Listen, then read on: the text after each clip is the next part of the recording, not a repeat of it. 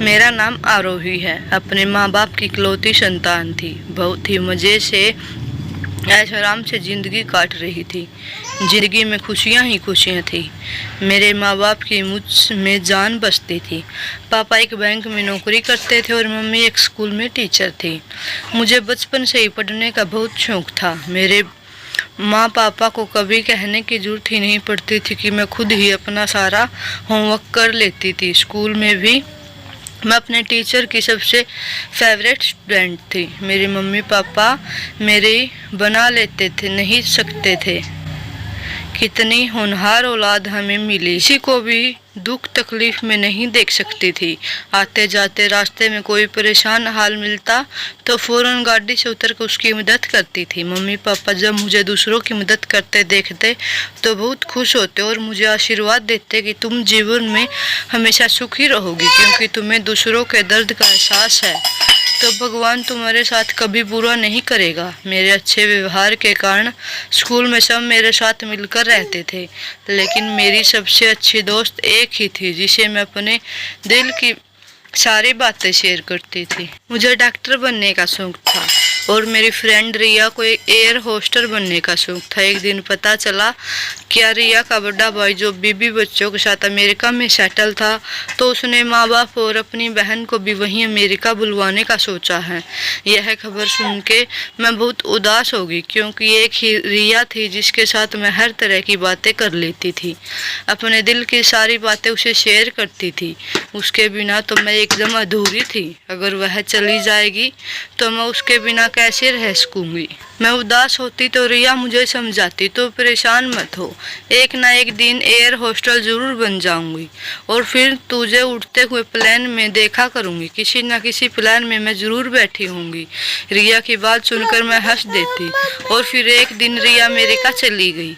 ऐसा लगा जैसे मैं अकेली हो गई हूँ, बिल्कुल अकेली। धीरे धीरे मैंने खुद को संभाला और फिर अपनी पढ़ाई पर फोकस करने लगी। मुझे डॉक्टर बनने का शौक था। यह मेरा सपना था, मेरा जुनून था, जिसे मैंने जरूर पूरा करना था। ऐसा लगता था जैसे मेरे ऊपर साक्षात भगवान जी का आशीर्वाद है। हर बार मेरे अच्छे ग्रेड ही आते थे। मम्मी पापा को मेरी फिक्र रहती थी कि पढ़ाई के साथ साथ अपना भी ध्यान रखो, जब देखो पढ़ाई में लगी रहती हो। इधर मैं तैयार हो रही थी तो उधर मम्मी चली आती, अपने हाथों से मुझे नाश्ता कराती। कॉलेज में आती तो मम्मी लोन को इधर उधर घूम रही होती, मेरा इंतजार कर रही होती। मैं मम्मी को समझते, आपको टेंशन मत लीजिए, मैं अब बड़ी हो गई हूँ, खुद का ध्यान रख सकती हूँ। मम्मी मुझे डांटती और कहती कि क्या खास ख्याल रख सकती हो, खाना तो टाइम पर खाती नहीं हो, बीमार पड़ गई हो तो फिर डॉक्टर बनने का सपना कैसे पूरा कर पाओगी। मैंने मम्मी के गले में प्यार से हाथ डाले हुए कहा, ओके मम्मी, आगे से जैसा कहोगी वैसा करूँगी। मेरी बात सुनकर मम्मी खुश हो गई। एक दिन पापा भी बोले, बेटा कभी हमारे पास भी बैठकर बातें कर लिया करो, एक दूसरे सिवा दूसरा है ही कौन हमारे पास। पापा के शब्दों में कुछ उदासी और महसूस किया था मैंने। सच ही में तो अपनी पढ़ाई में इतना डूब गई थी कि मम्मी पापा के अकेलेपन का भी ख्याल नहीं रखा। मेरी आंखों में नमी उतर आई। मैंने मम्मी पापा से कहा, सारी मम्मी पापा, अपनी पढ़ाई में मैंने आप लोगों के बारे में कभी नहीं सोचा। उस रात बहुत देर तक मैं मम्मी पापा के आपस में बैठकर बातें करते रहे, टाइम स्पेंड करते रहे। अच्छा समय कितनी जल्दी निकल जाता है पता ही नहीं चलता। अब मैं मम्मी पापा को थोड़ा टाइम देने लगी थी। मम्मी पापा की खुश रहने लगे थे। दिन यूं ही बीत रहे थे। एक दिन मम्मी पापा को कहने जाना था कि आरोही बच्चे, आज तुम्हारी मम्मी और तुम्हें कहीं जाना है, शाम तक आ जाएंगे, तुम परेशान मत होना, कॉलेज से आकर खाना खा लेना। मम्मी पापा मुझे कॉलेज छोड़कर अपने काम के लिए निकल गए। कॉलेज जाकर मैं पढ़ाई में लग गई। कॉलेज में सब लोग मुझे तो डाकू कीड़ा कहते थे, लेकिन मैं ध्यान नहीं देती थी। बस मुझे एक ही जुनून था कि पढ़ लिख कर डॉक्टर बनना है। कॉलेज के बाद घर आई। मम्मी पापा अभी तक नहीं आए थे। मैंने खाना खाया और आराम करने के इरादे से लेट गई। लेटे लेटे आंख लग गई। उठी तो शाम हो चुकी थी। मम्मी पापा अभी तक नहीं आए थे। अब मुझे थोड़ी चिंता होने लगी थी। मैंने पापा को कॉल किया, पापा का फ़ोन बंद जा रहा था। फिर मम्मी को कॉल किया, मम्मी का नंबर भी बंद जा रहा था। मेरे दिल घबराने लगा, किसी अनहोनी का एहसास हो रहा था। घर में अकेले डर महसूस हो रहा था। जिस घर में घुसते सुकून मिलता था, उसी घर में डर लग रहा था। मेरे दिल की धड़कनें तेज हो रही थी और घबराती हुई मम्मी पापा का कुछ पता नहीं चल रहा था। वह कहाँ है? काफ़ी अंधेरा हो चुका था। डरते डरते घर से बाहर निकल आई और पड़ोसियों का दरवाज़ा खटखटाया। उन लोगों ने मेरी आवाज़ नहीं सुनी, शायद वो लोग सो चुके थे। मगर अभी महसूस होकर पलटने ही वाली थी कि तभी दरवाज़ा खुला। आंटी बाहर आई और बोली, क्या है बात है आरोही बेटा, सब ठीक तो है ना? तुम इतनी रात के यहाँ क्या कर रही हो? मैं बोली, आंटी मम्मी पापा सुबह से किसी काम के कहकर निकले हुए थे, अभी तक घर नहीं लौटे, उनका फ़ोन भी बंद जा रहा है, मुझे बहुत घबराहट हो रही है। आंटी बोली, आरोही बेटा परेशान मत हो, किसी काम से फंस गए होंगे, सुबह तक आ जाएंगे, तुम जाकर आराम से गेट बंद करके सो जाओ, किसी चीज़ की ज़रूरत हो तो बताना। मैं घर आ गई, लेकिन मुझे अभी तक ज़्यादा घबराहट हो रही थी। दिल में गलत गलत ख्याल आ रहे थे। अपने कमरे में आकर अच्छे से दरवाज़ा बंद करके लेट गई, लेकिन नींद नहीं आ रही थी। मैंने सोने की कोशिश कर रही थी, लेकिन मेरे जैसी आंखों में कोसों दूर, मन में तो ज़्यादा बेचैनी होने लगी थी। मैं उठी और भगवान जी के सामने बैठ गई। भगवान से हाथ जोड़कर मैं अपने माँ बाबा की सलामती की दुआएं मांगने लगी। आज तक कभी भी ऐसा नहीं हुआ था कि मम्मी पापा मुझे बिना बताए इतनी देर तक कहीं बाहर रहे हों। अपनी माँ की आंखों से आंसू निकल रहे थे, जिन्हें मैं बार बार पोंछ लेती थी। मैंने मन में आते गलत ख्यालों को भी अपने दिमाग से झटकों से और भगवान जी को रो रो कर दुआएं मांगने लगी। मेरे मम्मी पापा जहाँ भी हैं खैरियत से रहें। सुबह 5 बजे जाकर मेरी आंख लगी तो फ़ोन की घंटी से मेरी आंख खुली। हड़बड़ा कर देखा तो 10 बज रहे हैं। कांपते हाथों से फ़ोन उठाया। उधर जो कुछ कहा गया उसे सुनकर मेरी चीख निकल गई। मुझे अपने कानों पर यकीन नहीं हो रहा था। मैं बार बार चीख चीख कर कह रही थी कि आप झूठ बोल रहे हैं, ऐसा नहीं हो सकता। आप लोगों को क्या मिलता है किसी के साथ इतना गंदा मजाक करके? मेरे दिल की धड़कनें बढ़ चुकी थी, आंखों में लगातार आंसू बह रहे थे। अपने दिल की धड़कन में अपने कानों तक महसूस कर रही थी। फोन करने वाला इंसान कह रहा था, देखिए मैं झूठ नहीं बोल रहा, मैं अस्पताल से बोल रहा हूँ, आप यहाँ आए और अपने रिश्तेदारों की पहचान कर लीजिए।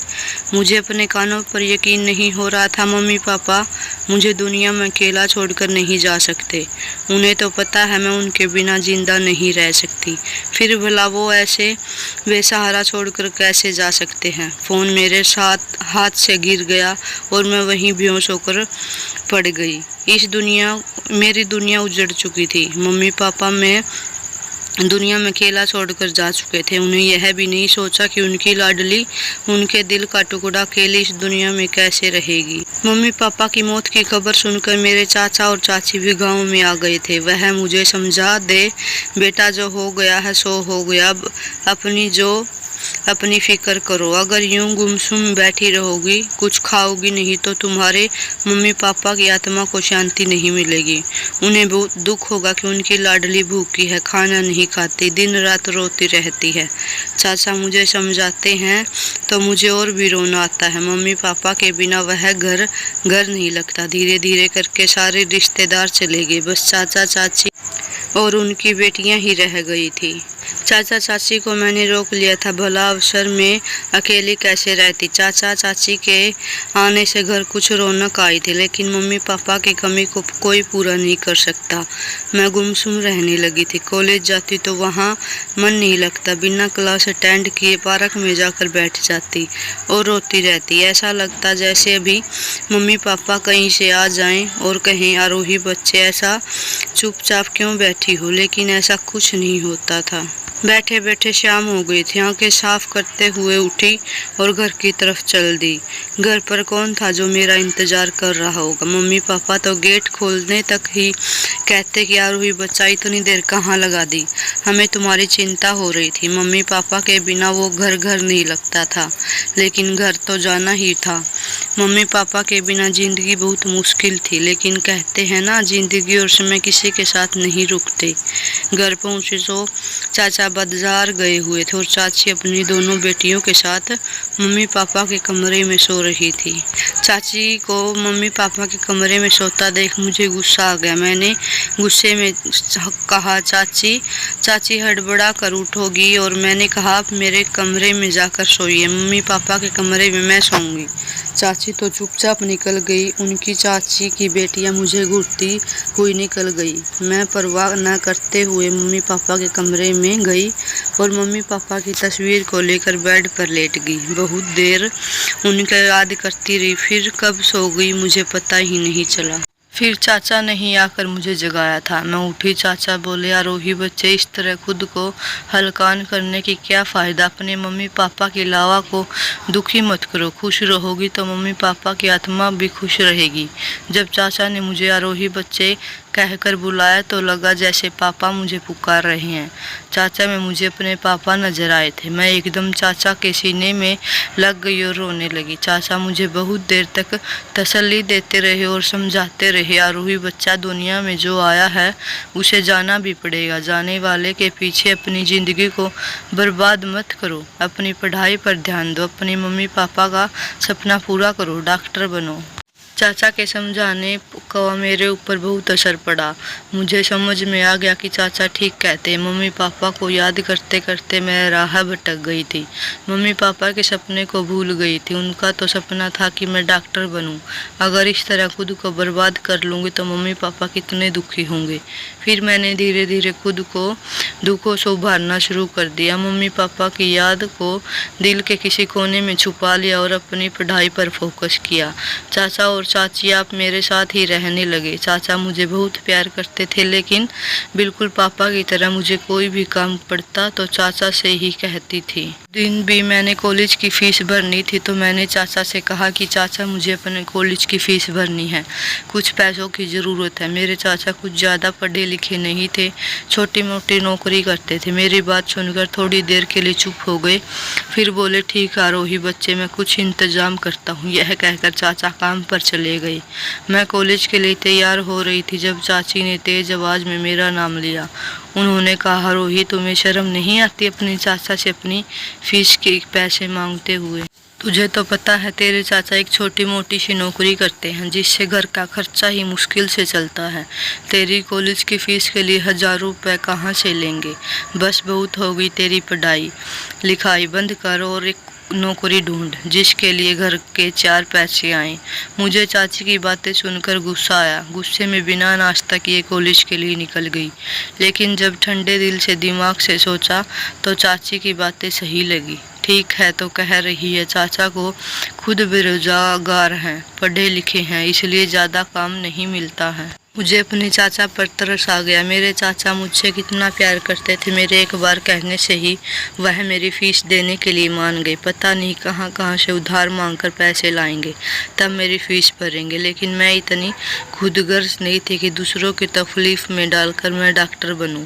मैंने दिल पर पत्थर रखकर पढ़ाई छोड़ने का फ़ैसला लिया और फिर इधर उधर नौकरी ढूंढने लगी। नौकरी के लिए मुझे ज़्यादा मेहनत नहीं करनी पड़ी और जल्दी से मुझे एक नौकरी मिल गई।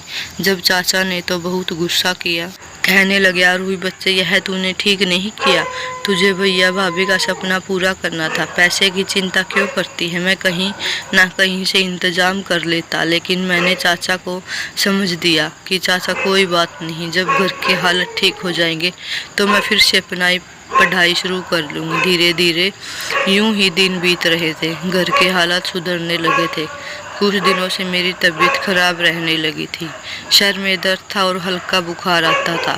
चाची मुझे डॉक्टर के पास लेकर गई। डॉक्टर ने कुछ दवाइयाँ दी और कहा, मौसमी बुखार है, जल्दी उतर जाएगा। लेकिन चाची अब मुझे हर रोज़ शाम एक गोली देती, जिसे खा लो तुम्हारा शरीर में ताकत रहेगी और तुम्हें बुखार नहीं आएगा। मैंने चाची से कहा, मैं ठीक हूँ, मुझे दवा खाने की ज़रूरत नहीं है। लेकिन चाची तब भी मुझे एक गोली ज़रूर खिला देती। चाची के ज़बरदस्ती करने पर वह गोली खा लेती। लेकिन मैंने महसूस किया कि कुछ ही दिनों में मेरा रंग काला पड़ रहा था। मैंने सोचा हो सकता है कि बुखार आने की वजह से रंग काला पड़ गया है। मैंने ज़्यादा ध्यान नहीं दिया। खुद ही खुद ठीक हो जाएगा। लेकिन ठीक होने के बजाय चेहरा और ज़्यादा खराब होता गया। रंग काला होने के साथ साथ अब चेहरे पर पिंपल भी निकलने लगे थे, जो बाद में निशान छोड़ जाते थे, जिससे कि चेहरा बहुत ज़्यादा बदसूरत लगने लगा था। चाचा को मेरी शादी की फिक्र थी, लेकिन जो भी लड़के वाले मुझे देखने आते वह मेरा चेहरा को देखते ही मना कर देते। यहाँ तक कि मुझे छोटी चाची की दोनों बेटियों की शादी हो गई। जो लड़के वाले मुझे देखने आए वही लड़के वाले मुझे रिजेक्ट करके चाची की बेटियों को पसंद कर गए थे। और अब तो मैंने शादी न करने का फैसला कर लिया। रिजेक्ट होने का क्या दुख होता है, मैं उसे बार बार गुजारना नहीं चाहती थी। मैंने चाचा चाची को साफ मना कर दिया कि मैंने शादी नहीं करनी, लेकिन चाहती थी कि अब मेरी जल्दी से शादी हो जाए और इस घर से निकल लूँ।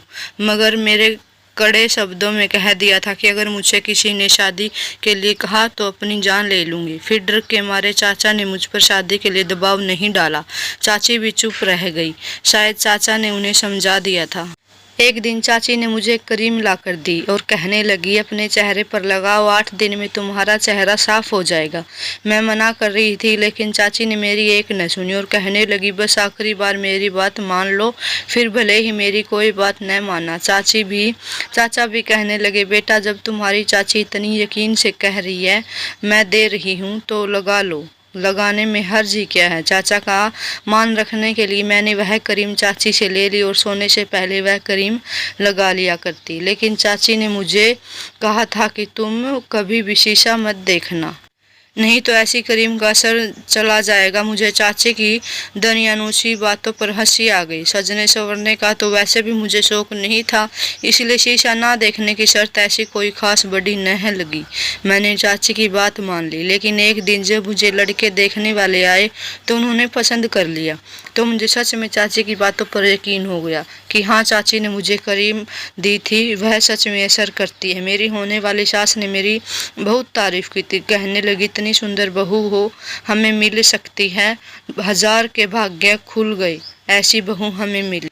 और फिर मैं विहान की दुल्हन बनकर विहान के घर आ गई। जब दुल्हन बनी थी तो खुद को देखने का बहुत मना था, लेकिन चाची की बात याद आ गई, किसी सा मत देखना, नहीं तो तुम्हारी शक्ल और ज़्यादा खराब हो जाएगी। इन बातों पर यकीन तो नहीं था, लेकिन फिर भी मैंने खुद को रोक रखा था। कहीं सचमुच ऐसा हो गया तो क्या होगा। मैं नहीं चाहती थी कि मेरी खराब शक्ल देखकर विहान मुझसे नफरत करे। विहान की फ़ोटो देखकर ही मुझे विहान में अपनापन हो गया था। मैं दुल्हन बनी सुहाग की सेज पर बैठ विहान का इंतज़ार कर रही थी। थोड़ी देर के बाद विहान अंदर आ गई। उन्होंने मुझे मुंह दिखाई में मुझे हीरे की अंगूठी पहनाई थी। मेरे हाथों में अपने हाथों में लेते हुए मुझसे ढेर सारे वादे किए थे। उनकी प्यार भरी बातें सुनकर मेरे दिल में सुकून उतरता चला गया। पूरी रात ध्यान मुझ पर अपनी मोहब्बत की बरसती लुटाते रहे और मैं उनमें भीगती रही। विहान के साथ जिंदगी इतनी खूबसूरत हो जाएगी कभी नहीं सोचा था। विहान में राय में ध्यान रखते थे जैसे कि कोई कांच की गुड़िया हूँ। विहान की माँ भी मेरा बहुत ध्यान रखती थी। मैंने घर के सारे शीशे हटवा दिए थे। डर लगता था कि कहीं मैं बदसूरत न हो जाऊं और विहान मुझे अपनी ज़िंदगी से निकाल न दे। विहान मुझसे शीशे निकलवाने की वजह पूछी तो लेकिन मैंने विहान को टाल दिया। लेकिन विहान जब मेरे पीछे पड़ गए तो मैंने उन्हें सब कुछ बता दिया। मेरी बात सुनकर विहान बहुत हंसी थे और फिर उन्होंने एक शीशा मेरे सामने रख दिया। अपनी शक्ल देखो इसमें। मेरे सिर पर आसमान गिर गया क्योंकि मेरी शक्ल तो बिल्कुल भी नहीं बदली थी, वैसे की वैसी ही थी। शक्ल थी जो पहले हुई थी वही शक्ल थी। इसका मतलब विहान ने मुझे मेरी बदसूरती के साथ अपनाया था। मैं पागल सच सोच रही थी कि विहान ने मुझे सुंदरता की वजह से अपनाया है। मुझे इस तरह हैरत में देखकर विहान ने मुझे अपने करीब कर लिया। प्यार में मेरे बालों को सजाते हुए बोले, आरोही मुझे तुम्हारी शक्ल से नहीं तुम्हारे दिल से मोहब्बत है, तुम्हारी आत्मा में मोहब्बत है। तुम्हें बहुत अच्छी लड़की हो, हमेशा दूसरों की मदद के लिए तैयार रहती हो। शायद तुम्हें ना याद हो, एक बार मेरी माँ मार्केट गई हुई थी, वहाँ उनकी तबीयत खराब होगी तो तुम्ही ने उन्हें हॉस्पिटल पहुँचाया था। डॉक्टर से बात की थी और जब तक वहाँ पहुँच नहीं गया तुम हॉस्पिटल में ही रही थी। मैं अपनी माँ से बहुत ज़्यादा प्यार करता हूँ। इस दुनिया में मेरी माँ के लिए सिवा मेरे कोई नहीं है। मैं भागा भागा हॉस्पिटल आया और माँ से मिलने के माँ के लिए रूम में गया। जब तुम्हें पता चला कि जिस औरत को तुमने एडमिट कराया है उसका बेटा आ गया है तो तुम वहाँ से चली गई थी। लेकिन मैं तुमसे मिलना चाहता था, तुम्हारा शुक्रिया अदा करना चाहता था कि तुमने मेरी माँ की जान बचाई, लेकिन तुम जा चुकी थी। फिर हॉस्पिटल से तुम्हारा एड्रेस निकलवाया, तुमसे मिलने के लिए तुम्हारे घर जाना चाहता था, लेकिन इससे पहले ही तुम मुझे रास्ते में मिल गई। तुम छोटे छोटे गरीब बच्चों की मदद कर रही थी। बहुत अच्छा लगा था। उसी वक्त मुझे तुमसे मोहब्बत हो गई थी। फिर ऐसा अक्सर होने लगा था। तुम जब भी कॉलेज जाती मैं तुम्हें एक नज़र देखने जरूर आता था। कुछ दिनों के बाद मुझे परेशान सी लगने लगी थी। मेरी आंखों में तुम्हारी लाल लाल सी होती थी, जैसे तुम रो रही हो। इधर उधर से पता करने पर पता चला कि तुम्हारी मम्मी पापा की मौत हो चुकी है। मुझे बहुत दुख हुआ था। मैं तुम्हारे पास आना चाहता था, लेकिन मुझे पता था कि बिना जान पहचान तुम मुझसे बात नहीं करोगी, इसलिए नहीं आया और मन मार के रह गया। फिर पता चला कि तुमने कॉलेज जाना भी बंद कर दिया है। मैं भी अपने बिजनेस में थोड़ा उलझ गया था। बिजनेस नया नया स्टार्ट किया था, इसलिए उसको सेटल करने में बिजी हो गया था। उसको करते करते 2 साल लगे, लेकिन इन 2 सालों में तुम्हें एक पल के लिए भी नहीं भूला। जब मेरी माँ ने मुझे शादी करने के लिए पूछा तो बेझिझक मैंने तुम्हारा नाम ले दिया। मैंने मम्मी को बताया कि यह वही लड़की है जिसने आपको हॉस्पिटल में एडमिट कराया था। मम्मी भी खुश हो गई, क्योंकि मम्मी को भी तुम बहुत पसंद आई थी। एक बार मैंने तुम्हारे रास्ते में देखा तो तुम्हारी शक्ल पहले जैसी नहीं थी, लेकिन मुझे तुम्हारी शक्ल से नहीं तुमसे मोहब्बत थी, और इसलिए मैंने मम्मी को तुम्हारे घर हमारे रिश्ते के लिए भेजा। और देखो आज तुम मेरी बीवी बनकर मेरे पास हो। मैं हैरत से मुँह खोल बिना बातें सुन रही थी। आंखों में खुशी के आंसू चमक उठे थे। किस्मत इतनी बेरहम हो जाएगी सोचा नहीं था। मैं बिहान के सीने में लग गई। बिहान ने अपनी बाहों में घेरा, तंग कर लिया। हमारे घर आए, कहने लगे तुम्हारी चाची की तबीयत बहुत खराब है, यह तुमसे मिलना चाहती है। मैं चाची के पास गई तो चाची ने मुझे से हाथ जोड़कर माफ़ी मांगी। कहने लगी आरोही मुझे माफ़ कर दो, तुम्हारी शक्ल खराब करने के पीछे मेरा ही हाथ था, क्योंकि तुम जानती थी कि तुम्हारे चाचा के पास कोई काम नहीं है और तुम्हारी दो बहनें थी जिनकी शादियां करनी थी। तुम नौकरी करती थी और अच्छे पैसे कमाती थी। अगर तुम्हारी शादी हो जाती तो फिर मेरी बेटियों का क्या होता। इसलिए मैंने सोचा कि तुम ऐसा ही कर घर रहो, पैसे कमाती रहो और मेरी बेटियां की शादी अच्छे से हो जाए। इसलिए मैंने तुम्हें वो गोलियां खिलाई थी और तुम्हारी शक्ल खराब हो गई, और फिर वही हुआ जो मैं चाहती थी। मेरी दोनों बेटियों की शादी हो गई। अब मुझे कोई टेंशन नहीं थी, इसलिए मैं चाहती थी कि अब तुम्हारी भी शादी हो जाए, और फिर इसलिए मैंने तुम्हें करीम ला कर दी थी, जैसे कि तुम्हें लगे कि तुम खूबसूरत हो गई हो। और फिर तुम्हारी शादी हो गई, क्योंकि तुमने शादी के लिए मना कर दिया था। वो करीम कोई गोरा करने की करीम नहीं थी, बल्कि वो एक मामूली सी सनस्क्रीम थी जो एक छोटी सी डिब्बी में डालकर मैंने तुम्हें दे रखी थी। और फिर भगवान की कुछ ऐसी कृपा हुई कि बिहान की माँ ने तुम्हें पसंद कर लिया। लेकिन अब मेरा समय पूरा हो चुका है। भगवान के घर जाने से पहले तुम मुझे माफ़ कर दो, शायद भगवान भी मुझे माफ़ कर देंगे। मैंने तुम्हें बहुत साथ गलत किया है, प्लीज़ आरोही बेटा मुझे माफ़ कर दो। मैंने चाची को माफ़ कर दिया, क्योंकि भगवान ने मेरे साथ जो किया था, भगवान ने जो कुछ मुझे दिया था उससे मैं बहुत खुश थी। ज़िंदगी में किसी चीज़ की कमी नहीं थी। बिहान और मैं घर आ गई। बिहान मुझे एक बहुत ही अच्छे डॉक्टर के पास लेकर गई। कुछ समय तक इलाज चला और मेरा चेहरा फिर से वैसा के वैसा हो गया था। बिहान ने मुझे एक सरप्राइज और दिया। कहने लगे कि तुम अपनी अधूरी पढ़ाई पूरी करो, अपना और अपने मम्मी पापा का सपना पूरा करो। उन्होंने मुझे कॉलेज में फिर से एडमिशन दिलवा दिया। मैं अपनी पढ़ाई पूरी करने लगी। धीरे धीरे समय गुजरता गया और मैं एक डॉक्टर बन गई। आज मैं बहुत खुश हूँ। मेरे मम्मी पापा का और मेरा जो सपना था, आज वो जुनून वह पूरा हो गया है। लेकिन मेरे दिल को इतना तो विश्वास था कि बिहान मुझे सच्ची मोहब्बत करते हैं। वह मेरी खूबसूरती से नहीं, वह मेरे शरीर से नहीं, वह मेरी आत्मा से मोहब्बत करते हैं। मुझे ज़िंदगी में और कुछ क्या चाहिए। मेरी ज़िंदगी हंसी हंसी बिहान के साथ गुजरने लगी। दोस्तों, किसी के साथ बुरा नहीं करोगे तो भगवान भी तुम्हारे साथ बुरा नहीं करते। तुम्हें इतनी खुशियाँ लेते हैं कि संभाले नहीं संभलती, और भगवान जी ने मेरी भी झोली खुशियों से भर दी थी। मुझे संभालने नहीं संभल रही थी। धन्यवाद दोस्तों। अगर कहानी पसंद आई हो तो कमेंट और लाइक करके ज़रूर जाना।